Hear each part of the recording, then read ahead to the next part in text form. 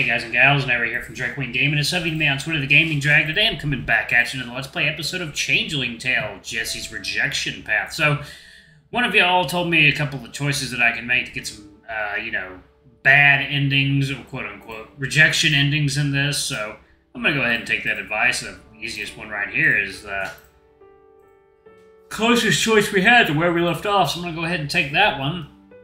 Anyway, y'all, strap yourselves in. We're gonna jump right back into Changeling Tale, y'all. Anyway, alarm chain, you are up, and let's go. Okay. Alright. This is the key path right here. Most have been so hard. I can only imagine how difficult it must have been to cope. The uncertainty, the confusion. Yes, it was. It was also lonely, isolating. Malcolm, it's wrong. I can't stay here and risk becoming a wolf again. I'm a villain, something to hunt. Step close to her, brushing my hand against her arm. Maybe it's the liquid courage, I don't care. You're still the same Jessie I've always known, and won't let anyone hurt you ever again. She turns away. Are you in pain? A bit, it's not bad. Alana gave me something strong. The wound has nearly healed itself already. I was scared, for you, for us. Malcolm, stop. There can't be an us. Alana gave you a choice. To be a monster? I'm sorry, to stay human. To be Jessie. She told me I have to stay away from you.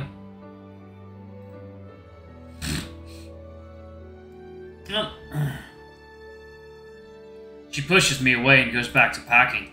Is that what you want? It's not about what I want. It's what's safe for both of us. Maybe she's right.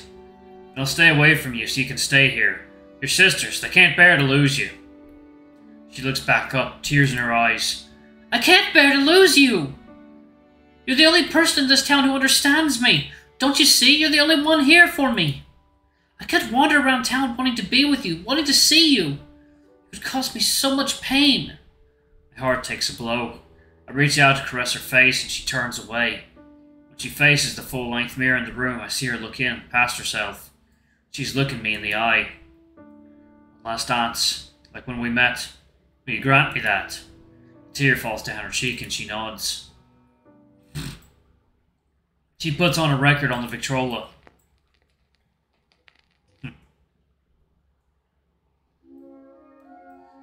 She takes my hand, draws me close. One last dance. Our bodies cling together, our hips sway in unison. My aching heart beats close to hers. This is the woman who showed me that there is still beauty in this world. To live in the present, never stop living. I will, Jessie. And I will cherish this moment, even if it's our last together. Oh. Nope. Her hand tightens its grip on mine, begins to feel softer. Oh boy. Small, sharp nails poke through her satin gloves. I look up at her face. Behind the tears, her eyes are turning yellow. Fangs poke out from behind carefully made-up lips. Oh boy. Her nose is growing and reshaping itself into a long, fuzzy cone. Her dress loosens, exposing her voluptuous shape. The air in the room has become thick with energy. Jessie's eyes grow wide as she realizes what's happening, too. Malcolm, what? She pushes me away, hard. Oh boy. No, not now. Not like this. She stands before the mirror looking panicked, ashamed. No, I should have listened. Malcolm, why didn't you listen? Why couldn't you let me just leave? I stand before this wolf, this girl, dumbfounded. I'm sorry. What have I done? The intangible energy hovers in the room. Love, Alana had said. Could our feelings really be so potent? We're trying to offer Jessie some hope. Jess, listen to yourself, your voice. You're coherent. Are you thinking clearly? I hear bitterness in her voice when she bites back at me. Of course I'm thinking clearly. I'm talking, not barking, aren't I? And you're still you inside. We can fix this. Malcolm, this is what I am. Who I am. She sobs. I'm a monster. No, you're Jessie. You're who you want to be. But Malcolm, that's what I mean. Thinking now.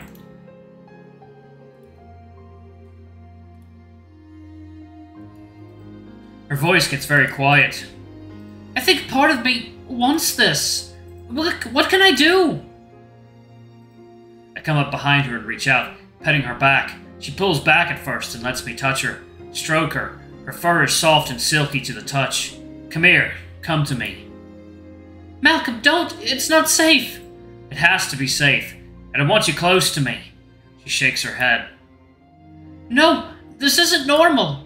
This is why Alana told me to stay away from you. I can't live a life like this. I'm an animal. I'm pushed away again.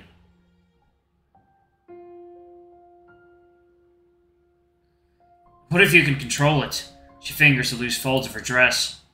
Control? These clothes are the only thing between me and the beast, Malcolm. Alana said this isn't supposed to happen. Not while I'm wearing them. Her voice trembles. How do I change back now? Malcolm, no one can see me like this. We need to find Alana now. I flinch under the onslaught. Alright, everything's alright. You're safe here.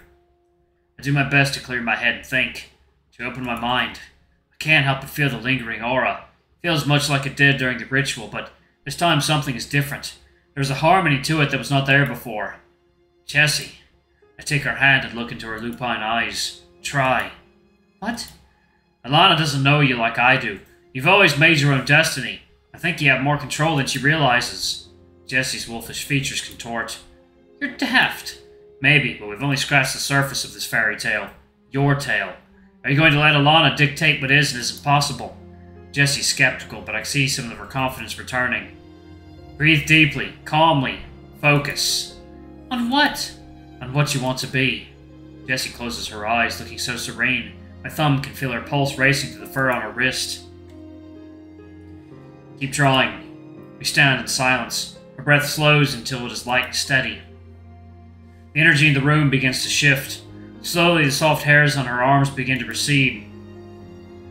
It's working! Just stay still! I can barely suppress my excitement. I am in awe. That's my Jessie. Eventually, her body transforms. Back to her human form at last with a gasp. She opens her eyes. She can hardly believe what she sees. That felt like a miracle! I could feel your presence, right down to my marrow. My spine chills. I take her in my arms. We hold each other, laughing, letting the pressure of the room release. I steal a kiss. Malcolm, I don't know if this is safe. But you're back to you. For now. I don't know if I can always control this. It's a powerful experience. I can't explain the energy it holds over me, within me. I run my hands through her silky hair, pausing to touch her cheek. She leans into my hand. Her face is soft and warm, welcoming. I believe in you. The power is yours to control. Is it? I catch her eye in her suitcase. This is all too much. It would be easier if I left, but... Yes? I don't want to leave you, Malcolm. I care too much about you. I know this is new, whatever this is between us, but it feels too real to walk away from. Please, stay. My mind is spinning. I can't possibly wrap it around everything that's happened, so instead I take a lesson from Jessie and try to appreciate the moment. It's punctuated by her laughter. You know, I've never felt more dependent on someone. I'm losing my identity in so many new ways. Second, water time. I guess we're in this together. I smile back at Jessie and reassure her. You're not dependent on me, Jessie. You're still your own woman, one whom many people care about deeply. Maybe one more than others. Yes, maybe one. Aww. We kiss cautiously at first, then more longingly. I can feel her muzzle start to appear, then retract. She giggles nervously. I'm still new to this, Malcolm. We'll learn together, Jessie.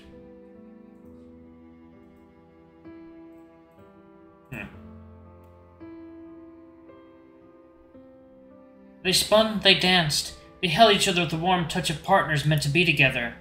I saw the torment and fear, elegance and peace in every move. Their movements showed me what care is always supposed to be. Pure, innocent, and unquestioning. Yes, their eyes were clouded by the dark corners of not being able to be who they truly are, or who they were born to be. Their smiles remained serene, two spirits disregarding their anxieties in order to savor a union stronger than the disapproving opinions of others. It made my heart leap. Chapter 3, A Sheep in Wolf's Clothing. Hopefully that will provide a decent change to the story coming up. Don't dally, come on, we're almost there. I could barely catch my breath. We bolted from the Stag and Nanny like giddy schoolchildren, leaving Bulgaria bewildered and have been running ever since. It seems Jessie wasn't exaggerating about her recovery. She's full of energy and it's a struggle to keep up with her, as ever. Almost where? She skids to a stop at the top of a hill, graciously letting me catch up. Here! Here is a hill well outside of town, along the road to our farms. The hill she'd raced me to the top of just a few nights ago. The memories come flooding back. Ha, is that your game? Well, you won fair and square this time, so... I plant a huge kiss on her mouth and she eagerly accepts. We hold each other close until she abruptly pushes me away. Stop distracting me, I'm on a mission! A mission? Very well. We've taken the hill, Miss Jessie. What next? The excitement brewing in her is palpable. We've both gone through shock, horror, sadness, passion, and joy in scarcely the tick of an eye. Maybe we should rest. I'm not sure how much more I can take. You don't need to do anything. Here, take a seat, Mr. Campbell. The show is starting, and Miss Jessie McLeod is the opening act and main number. Eh? What are we doing? Jessie shouts from afar. We're practicing. Can't help but laugh. This what? My understanding of the world, my world, is so far a kilter that there can be no recovery. Short of me waking up and being told this was all a dream, I have to just stay calm, be aware, accept reality, whatever that means. How's Jessie managing to stay so composed? After all that trauma, and she's already eager to coax her wolf out so soon. That lass is pep. I guess I can't blame her. I'd rather she'd be practiced too, in case another accident happens. The sooner the better. I just hope Jessie has enough control over this not to hurt herself, or for that matter, not to hurt me. A shiver runs through me as I think of those ferocious fangs bearing down upon me last night. She wouldn't. Would she? The last thing I need is a werewolf bite. It'd be a bugger to tell Gran how I got that tear in my shirt. Jessie stands like a statue on top of the hill while I tuck my legs under, trying to get comfortable on the damp grass. I'm going to make it happen. I bet you will. Look at me, cheering her on when someone could come walking down the road at any moment. Perhaps Jessie's audaciousness is contagious. Her enthusiasm certainly is. To watch her now is like watching a creature set free. She's at once wild and playful, running and spinning, looking full of eagerness and excitement. Until she can't change. There you go. It's not working, Malcolm. What am I doing wrong? Stand briefly and tug on her dress straps. That's probably one thing standing in your way. Oh! She smiles coolly when the pull of her dress she begins to slip off her work clothes. Malcolm, can a lady have a little privacy within which to change? Of course. Sorry. I swallow and avert my eyes, to remind the fact that she is undressing out in the open. A glance up and down the road confirms that no one else is around to witness the spectacle, at least. I hear sounds coming from the brush behind me, and it takes every ounce of discipline not to look. Is her effort succeeding this time? Should I even be hoping she'll turn into some feigned creature? It's wrong, isn't it? But this is Jessie. The sight of her we never knew.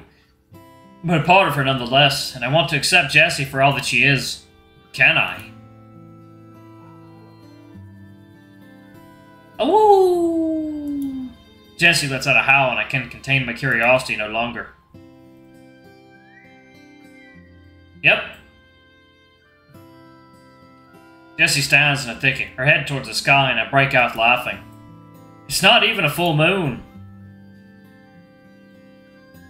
Just picture me what it is, Malcolm. And I do. Even with her naked and writhing before me, I can't help but imagine her even more seductive. Were we to make love again soon, I fear she would eat me alive.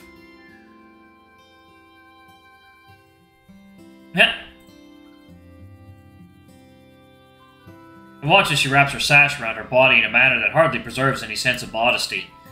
Jessie's vicious takes on one of a sultry animal, licking her muzzle and tossing her hair off of her eyes. She gains hold of my gaze, stands erect, and makes her way back over to me. Malcolm, I'm coming for you. She speaks in a low, deep voice. I chuckle. Are you going to huff and puff and... But as she takes her first step as a wolf, her balance is ungainly and she wobbles to and fro. I leap over to catch her, getting my arms under hers just as she is about to hit the ground. Alright, y'all, I'm going to go ahead and pause it right there. Thank y'all so much for watching. Don't forget to like, comment, subscribe, read that notification bell.